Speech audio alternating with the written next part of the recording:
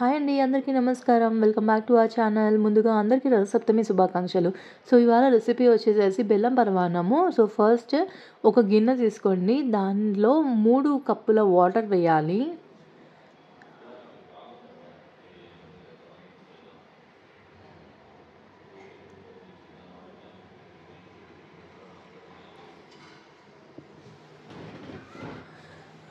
దీన్ని కొంచెము ఒక 5 నిమిషాల వరకు సిమ్లో పెట్టి ఉంచండి. ఈ లోపల బియ్యం అనేది కడిగి పక్కన పెట్టేసుకోండి.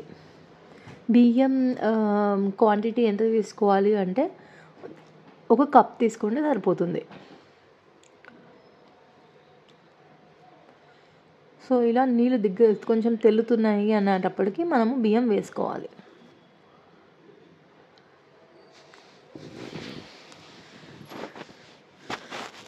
అసలు మామూలుగా రథసప్తమికి అండి ఆవు పిడకలతోని కుంపటి మీద సూర్యభగవానుడికి ఆ వేడి ఉంటుంది కదా, దాని మీద మనము పాయసం అనేది చేస్తామన్నమాట. కానీ ఇట్లా సిటీస్లో ఉన్న వాళ్ళకి అది పాసిబుల్ అవ్వదు, అందులో అపార్ట్మెంట్స్లో ఉండే వాళ్ళకి అస్సలు పాసిబుల్ అవ్వదు. సో మేజర్గా ఏంటంటే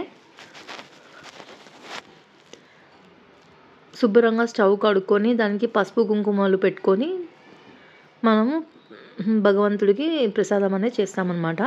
సో ఇది బియ్యం అనేది హాఫ్ ఉడికితే సరిపోతుందండి, కంప్లీట్గా కుక్ అవ్వకూడదు. అప్పుడు మనం పాలు పోసుకోవాలి.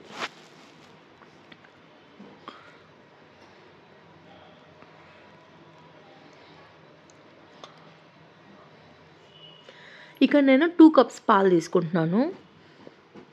ఆల్రెడీ కాచి చల్లార్చిన పాలు అన్నమాట, ఇవి పచ్చి పాలు కాదు.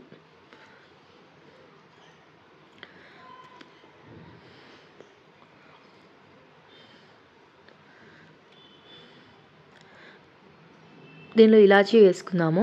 ఈ లోపల నేను నెయ్యి వేసి జీడిపప్పు కిస్మిస్ వేయించుకుందాము. నెయ్యి పూర్తిగా కాగిన తర్వాత జీడిపప్పు కిస్మిస్ వేసుకుందాము. ఉడుకుతున్న అన్నంలోకి ఇవి వేసేయాలన్నమాట. ఒకసారి బాగా కలుపుకుందాము. దీన్ని సిమ్లో ఒక 5 నిమిషాలు ఉంచేస్తే మనకు ఆల్రెడీ పూర్తిగా అన్నం అనేది ఉడికిపోయింది.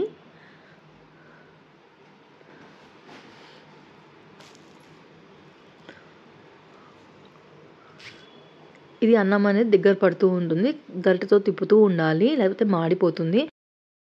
స్టవ్ ఆఫ్ చేయాలి. స్టవ్ ఆఫ్ చేసిన 10 నిమిషాల తర్వాత మనము 1 కప్పు బెల్లాన్ని వేసుకొని కలుపుకోవాలన్నమాట. బాగా కలిపిన తర్వాత మనం సర్వ్ చేసుకోవడమే. దేవుడికి నైవేద్యం పెట్టి మనము టేస్ట్ చేద్దాం. నచ్చితే please subscribe. Thanks for watching.